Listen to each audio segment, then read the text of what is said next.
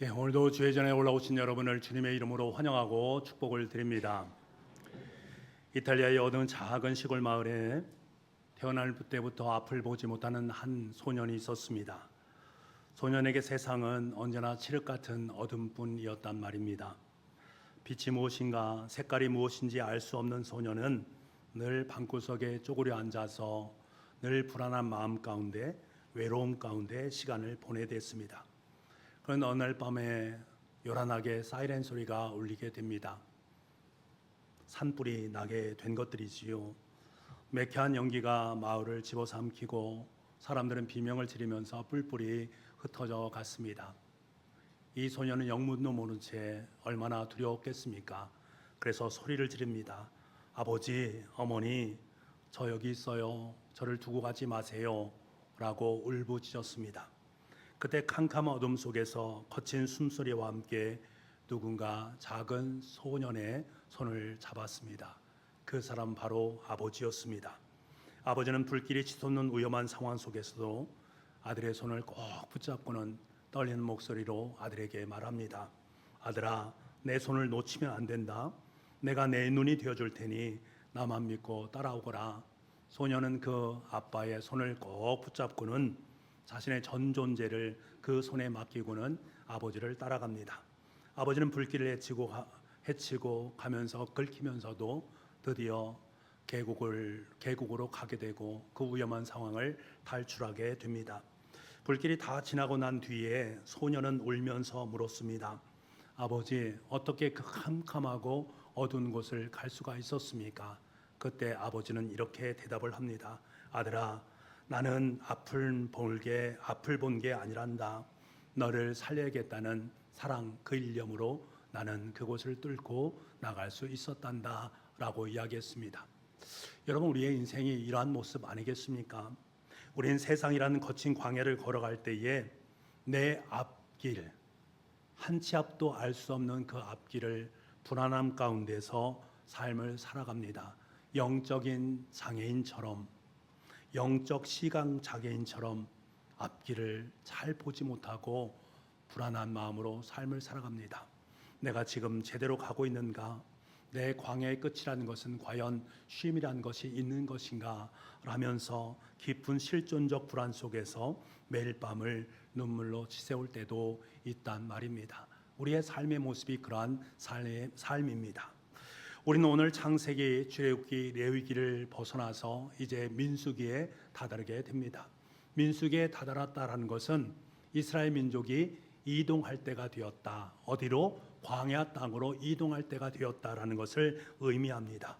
40년의 방황과 시련이 예고된 그 광야의 한복판에서 하나님은 이스라엘 백성들에게 눈에 보이는 지도가 아니라 직접 자신의 임재하심을 통해서 그들의 삶을 이끌어 가십니다.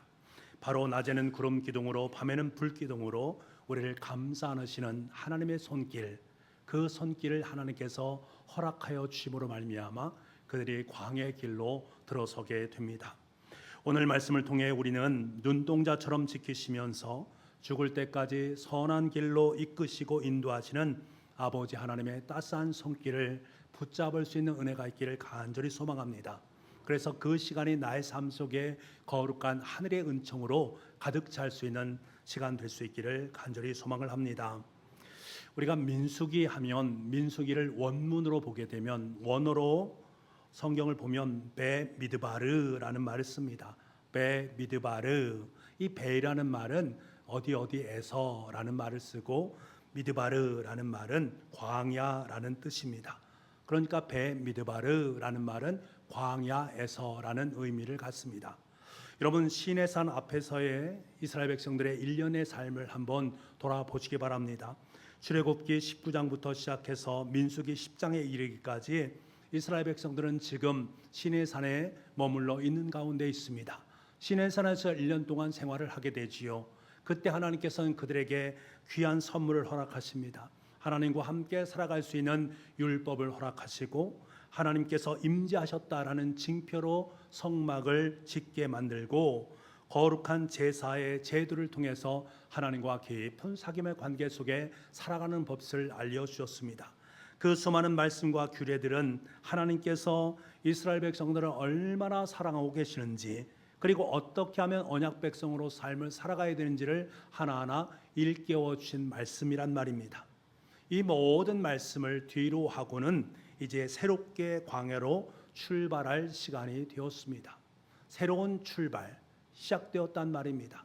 그렇다면 이 대목에서 우리가 출발이라고 하는 이 단어의 의미를 다시 한번 생각해 보기를 원합니다.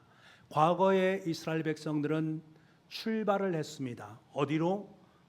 광야 땅으로 그들도 출발했습니다. 이것을 우리는 첫 번째 출애굽이란 말을 사용을 합니다. 이때 출발이라는 것은 종되었던 땅에서의 출발, 세상과 세속으로부터의 출발이라고 할 수가 있단 말입니다. 첫 번째 그들이 출애굽을 하고 난 다음에 2달 만에 시내산에 머물게 되어지고, 시내산에서 1년 동안 하나님의 백성으로서의 삶을 어떻게 살아갈지를 배우게 됩니다. 그리고 지금 이스라엘 백성들은 다시금 출발을 해야 됩니다. 새로운 출발을 해야 됩니다. 여기에서의 출발은 하나님의 임재와 약속을 마음에 품고 미래를 향해 나아가는 거룩한 출발이라고 할 수가 있습니다. 그러니까 지금한 날 애굽에서의 출발은 과거로부터의 출발이라고 할 수 있지만, 지금 현재의 출발은 미래를 향한 출발이라고 할 수가 있습니다. 하나님과 함께 떠나는 여행이란 의미입니다. 그런데 여러분, 이렇게 출발하기 위해서는 무턱대고 출발한다고 일이 되어집니까? 그렇지 않습니다. 철저하게 준비를 해야 된단 말입니다. 우리도 어디 여행을 떠나게 되면 무엇인가를 준비하지 않습니까? 그러한 준비를 하고 난 후에 우리는 여행을 떠나게 됩니다. 그래서 민수기 1장부터 시작해서 9장까지는 출발의 준비를 어떻게 이스라엘 백성들이 철저하게 행했는가 하는 것을 우리에게 보여줍니다. 1장에서 보게 되면 먼저 이들의 숫자가 어느 정도인가 하는 인구를 계수하는 것을 봅니다. 인구를 계수해 보니까 20세 이상의 장정이 60만 3,550명이었다. 부녀들과 아이들을 합한다면 한 200만 명 정도의 인구였다라는 것을 그들이 알게 되어집니다. 1장에서 그러한 일을 행합니다. 그리고 2장에서는 동서남북 사방으로 진을 치되 그 중심에 하나님의 임재를 상징하는 성막을 세우게 됩니다. 그래서 행군할 때 이렇게 행군하라라는 것을 이야기하는 대목입니다. 그리고 3장과 4장에서는 행진할 때에도 레위 자손들이 성막의 기구를 어떻게 어깨에 메고 이동하는가 하는 것을 자세하게 설명하고, 언약궤가 맨 앞에서 백성의 걸음을 인도해야 된다. 그래서 하나님께서 먼저 출발하는 것을 뒤에서 따라가야 된다라는 것을 말씀해 줍니다. 그리고 5장부터 9장에서는 정결한 삶을 어떻게 살아갈 것인가, 나실인의 법세에 대한 부분을 이야기하면서 두 번째 유월절을 지키면서 비로소 모든 준비가 완성이 되어집니다. 그리고 드디어 마침내 출애굽 제2년 2월 20일 성막에서부터 구름이 떠오르게 되어지고, 그 구름을 따라서 이스라엘 백성들이 다시금 장엄한 행진을 시작하게 됩니다. 여기서 구름이라는 것은 대단히 중요한 용어입니다. 하나님의 임재를 상징하는 말입니다. 낮에는 구름 기둥으로 밤에는 불 기둥으로 하나님께서 역사하셨다라는 것을 나타내는 것입니다. 이 기둥들은 단순한 기상현상이 아니란 말입니다. 이것은 이스라엘 역사 속에서 깊이 개입하시고 함께 하시는 살아있는 하나님의 임재 그 자체를 의미하는 말입니다. 그러니까 그 구름은 단순히 기상현상이 아니라 하나님을 실존적으로 보여주는 상징적인 부분이다라는 것을 우리는 알아야 됩니다. 자, 그렇다면 이 하나님의 구름 기둥과 불 기둥이 우리에게 주는 의미가 있지 않겠습니까? 그 진리가 무엇인가 하는 것을 함께 나눠야 됩니다. 두 가지 의미를 내포하고 있습니다. 하나는 하나님의 절대적인 보호하심을 의미합니다. 하나님의 절대적인 보호하심. 여러분, 광야는 어떤 곳입니까? 광야는 사람이 살 수 있는 것이 없습니다. 무엇인가를 얻어낼 수 있는 곳이 아닙니다. 결핍의 땅이라는 말입니다. 낮에는 섭씨 40도에서 50도를 오르내리는 불볕 더위로 말미암아 살아가기가 너무나 힘든 곳입니다. 요즘 우리나라는 폭염으로 말미암아 매일 찜통 더위를 보내고 있습니다. 얼마나 힘들고 얼마나 어려운지 모르겠습니다. 저도 굉장히 많이 힘들고 어렵습니다.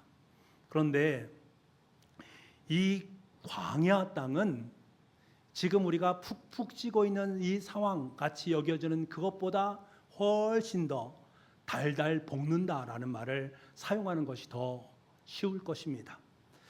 그런데 제가 그 성지순례를 갔을 때에 그것을 경험을 했습니다. 너무나 덥단 말입니다. 그럼에도 불구하고 참 신기하게도 그렇게 더워도 건조한 공기 탓에 그늘에만 들어가면 시원함을 느낄 때가 있단 말입니다. 시원함을 느낍니다.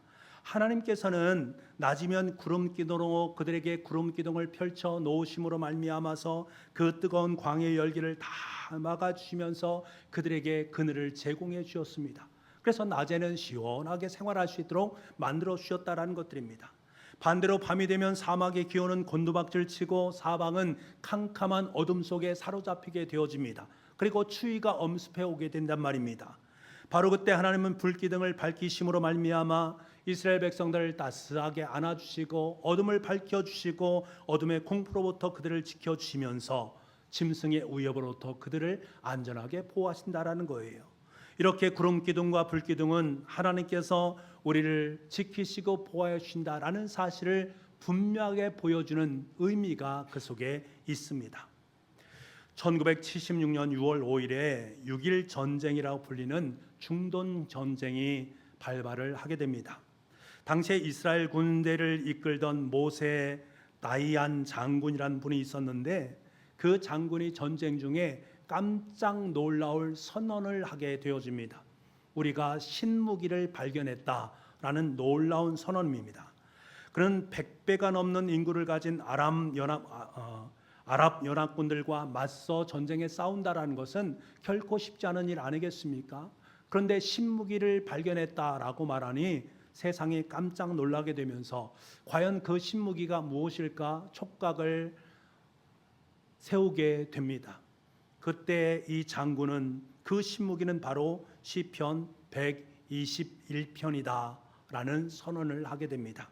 결국 모세 다이안 장군의 말대로 이 전쟁은 단 6일 만에 이스라엘 민족의 승리로 끝나게 됩니다. 그래서 그 전쟁을 6.1 전쟁이라고 말을 합니다.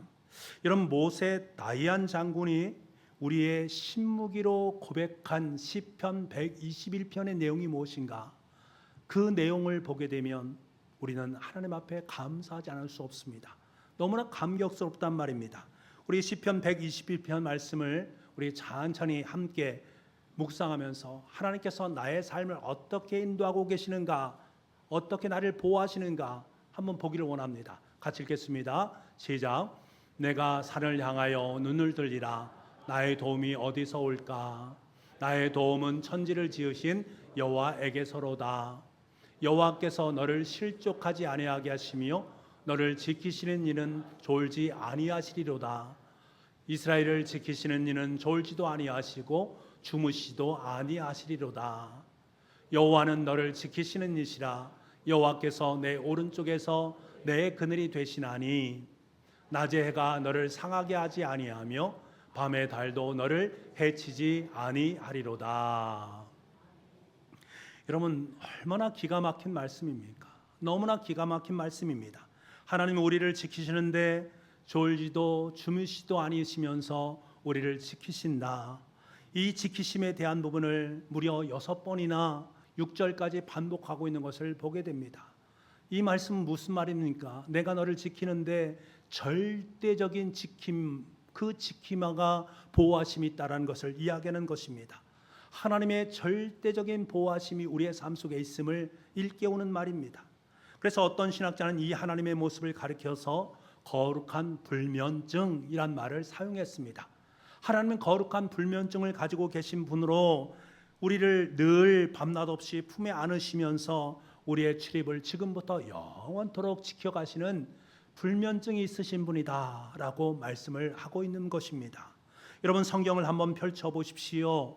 곳곳에 불면증에 걸리신 하나님을 만나게 됩니다. 우리를 향한 그 사랑 때문에, 우리를 품에 품으시고 안으신 그 사랑 때문에 불면증에 걸리신 그 하나님의 손길을 우리는 만날 수 있단 말입니다. 그 하나님 바로 우리의 아버지가 되십니다. 우리 아버지가 되신 하나님께서 지금부터 영원토록 우리를 안으시고 우리를 지키시면서 우리와 함께 하심을 깨달을 수 있는 은혜가 있기를 간절히 소망합니다. 우리가 출애굽기의 말씀을 읽다 보면 너무나 귀한 말씀을 많이 만나게 됩니다. 그 중에 특별히 제상 예복에 대한 것을 기술하는데요. 제상 예복을 보게 되면 한번 그림으로 띄워주시죠. 이런 모습을 갖고 있습니다. 이 그림의 겉에 있는 옷이 제상의 예복 중에 겉에 있는 옷을 에봇이라고 말합니다. 그 에봇에 보게 되면 어깨 바지, 그러니까 견대라고 되어 있지요. 그 견대를 보면 호마노 보석으로 되어 있습니다. 그 견대가 호마노 보석으로 되어 있는데 그 호마노 보석 속에는 이스라엘 백성들의 12지파 이름이 하나하나 기술이 되어 있는 것을 보게 됩니다. 그리고 앞에 있는 흉패라고 되어 있지요. 가슴에 붙인 흉패라는 것인데 이 흉패에는 12개의 보석으로 되어 있습니다. 그런데 이 흉패는 우림과 둠이라는 판결을 위해서 필요한 흉패거든요. 그런데 이 흉패에 보면 12지파 이름이 보석으로 하나하나 박혀 있는 것을 보게 됩니다. 여러분, 우리는 너무나 깜짝 놀라는 사실을 깨닫게 됩니다. 우리는 고백합니다. 우리의 대제사장 되시는 예수님, 그 예수님의 어깨를 생각하면 이 어깨라는 것은 능력을 나타내는 것입니다. 그러니까 예수 그리스도의 어깨 위에 있는 그 능력 안에 저와 여러분의 이름이 기술되어 있다는 것을 생각합니다. 그리고 우리를 위해서 십자가에 죽기까지 사랑하신 우리 대제사장 되시는 예수 그리스도의 가슴, 그 창에 찔리는 그 가슴, 그 사랑의 자리 속에 저와 여러분의 이름이 담겨져 있다는 사실 앞에 우리는 너무나 고맙고 너무나 감격스러운 것입니다. 제가 수요예배 시간에 전해드린 말씀이 있습니다. 이사야서 49장 16절 말씀인데요. 내가 너를 내 손바닥에 새겼고 라는 말입니다. 내가 너를 내 손바닥에 새겼다. 이사야서 49장의 말씀은 메시아 되시는 예수 그리스도를 예표하는 말씀입니다. 여기서 새긴다라는 말은 카브라는 말로 조각한다라는 말입니다. 그러니까 칼로 조각해서 내가 영원히 지워지지 않도록 이 손바닥에 너의 이름을 새겨 놓았다라고 말씀하시는 것입니다. 내가 너를 결단코 잊지 않겠다라는 거예요. 너 존재가 바로 그러한 존재다라는 것을 우리에게 이야기하고 있습니다. 이 말씀을 읽으면서 예수님의 십자가에 못 박힌 그 상처, 예수 그리스도께서 십자가에 못 박힐 때 이 못 박히신 그 손의 그 상처, 보혈의 그 상처, 영원히 지워지지 않는 그 영광의 상처 속에 내 이름이 새겨져 있구나. 이렇게 주님은 결단코 나를 잊지 않겠다라고 계속해서 우리의 삶 속에 이야기하고 계시구나 라는 생각 앞에 섰을 때 너무나 고맙고 너무나 감격스러운 것입니다. 지금도 주님은 십자가를 우리에게 드리우면서 내가 너를 이렇게 사랑하고 있다. 내가 너를 이렇게 사랑하면서 영원토록 함께하기를 원한다. 약속하시는 주님의 약속의 말씀이 있다는 말입니다. 여러분, 우리는 예수님의 능력의 어깨 위에 주님의 십자가의 사랑의 가슴 속에 그리고 주님의 손바닥에 새겨진 엄청난 존재임을 한시도 잊지 마시기를 간절히 소망합니다. 주님은 이렇게 우리를 보호하신다라는 거예요. 여러분, 이 보호하심을 믿는 사람은요, 광야 같은 세상의 삶을 살면서도 절대로 비루하지 않습니다. 이 광야 속에서 하나님께서 어깨 위에 능력으로 함께 주시면서 내 마음의 사랑으로 우리의 삶의 자리 속에 함께 하시면서 영원토록 지워지지 않는 능력의 손길을 우리의 삶 속에 들이우면서 내가 그것을 믿음으로 고백하고 살아간다면 우리는 이 세상에 대한 부분, 걱정과 근심과 염려와 어려움, 우리를 짓누르고 있는 이 세상의 것들로 말미암아서 우리는 당황하지 않고 방황하지 않고 절망하지 않고 우리는 하나님 앞에 담대함으로 세워질 수가 있습니다. 삶이 우리를 짓누를 때에 내 이름이 주님의 어깨와 가슴에 그리고 손바닥에 새겨져 있다라는 이 확신을 품을 수 있는 우리가 될 수 있기를 원합니다. 이 거룩한 자의식이 내 인생을 살아가게 만드는 것입니다. 당당하게 세상 속에서 주님의 자녀로서의 삶을 살아갈 수 있는 것입니다. 여러분의 그러한 자긍심이 있습니까? 그러한 여러분 영적인 배포가 있습니까? 그 마음을 품고 주님의 길을 걸어갈 수 있는 여러분 될 수 있기를 간절히 소망을 합니다. 구름기둥과 불기둥이 주는 두 번째 은총이 있습니다. 그것은 무엇인가 하면 하나님께서 우리를 인도하시는데 선한 인도하심이다라는 것입니다. 오늘 본문의 말씀 17절부터 23절까지 말씀을 한번 유심히 한번 읽어보시기 바랍니다. 똑같은 말씀이 지루하지만치 반복되고 있는 것을 보게 됩니다. 너무나 지루하리만치 반복되고 있는데 17장, 18장, 17절, 18절, 19절, 20절, 21절, 22절 말씀 6번에 걸쳐서 계속 반복합니다.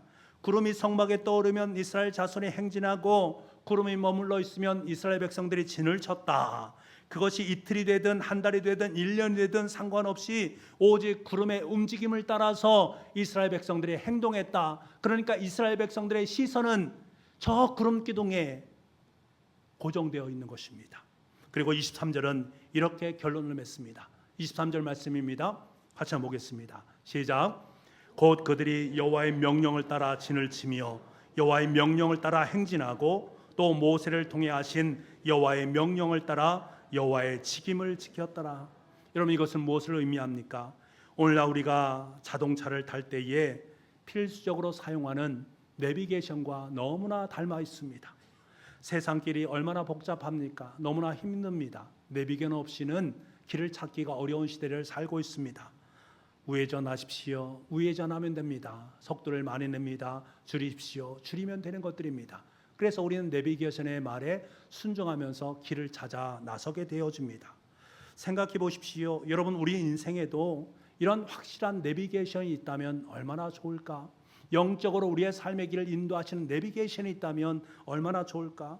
불안한 미래 앞에서 어떤 결정을 내리려 할지 내가 몹시 걱정하고 염려하는 그 선택의 순간 앞에서 이 길로 가십시오라는 명확한 영적인 내비게이션이 내 삶 속에 장착되어 있다면 얼마나 좋을까?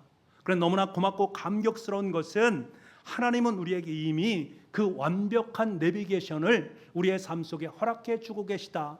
그것이 무엇입니까? 바로 낮에는 구름 기둥으로 밤에는 불 기둥으로 인도하시는 이스라엘 백성들이 인도하셨던 하나님의 말씀이요 성령 하나님의 인도하심의 역사인 줄 믿습니다.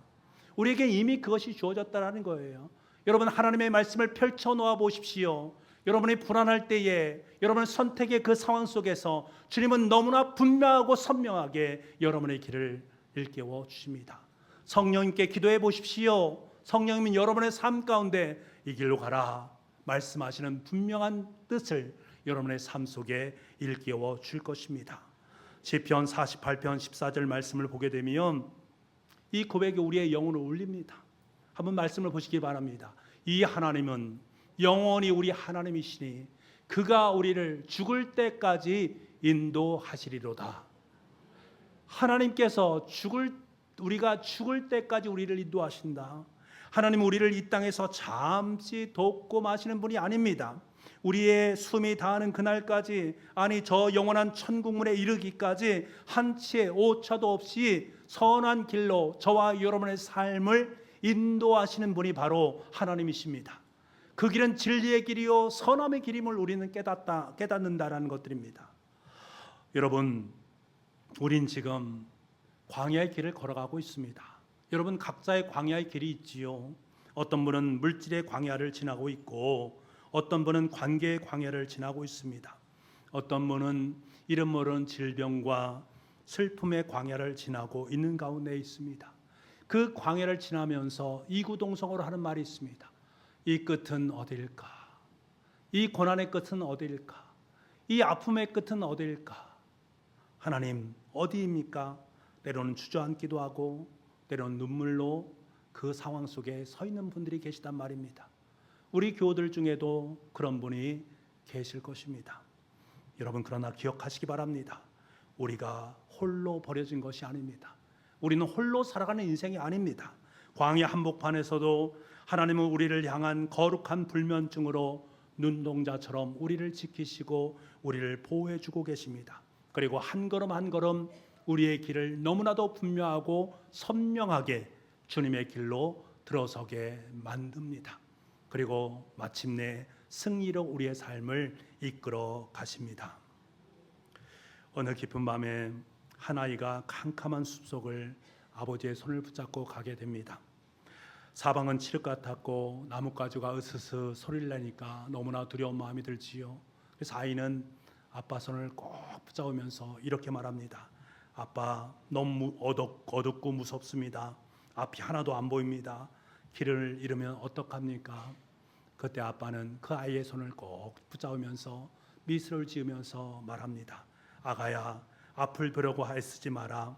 내가 어둠 속에서 무엇을 보아야 할지는 그렇게 중요하지 않단다. 중요한 건 지금 내 손을 꼭 붙잡고 있는 나의 손이 어디에 있는지 그것을 알면 된다. 내가 너를 보고 있고 내가 가는 길을 다 알고 있으니 너는 염려하지 말고 걱정하지 말고 내 손을 꼭 붙잡고 나와 함께하지 않으련. 여러분, 그렇습니다. 앞이 보이지 않는 광야 같은 인생길에서 우리가 붙들어야 될 것은 복잡한 미래의 지도가 아닙니다. 저와 여러분이 붙잡아야 될 것은 우리를 위해서 십자가의 피 흘리신 그 못 박힌 손, 지금도 우리를 눈동자처럼 지키시는 거룩한 불면증에 걸리신 예수 그리스도, 내가 너와 함께하마 말씀하시는 주님의 따스한 손길입니다. 그 손을 붙잡아야 되는 거예요. 오늘 이 시간 구름기둥과 불기둥으로 우리를 보호하시고 인도하시는 주님의 손을 절대 놓지 않는 여러분 될 수 있기를 간절히 소망합니다. 주님의 손을 꼭 붙잡고 두려움을 넘어서 날마다 하나님께서 우리의 삶에 인도하시는 그 선한 길로, 그 믿음의 길로, 그 승리의 길로 아름답게 걸어갈 수 있는 우리의 생이 될 수 있기를 간절히 소망합니다. 그 길을 따라갈 때 저와 여러분의 삶은, 우리 자녀들의 삶은 하나님의 놀라운 역사를 아름답게 쓰는 주님의 사람들로 귀하게 세워질 줄 믿습니다.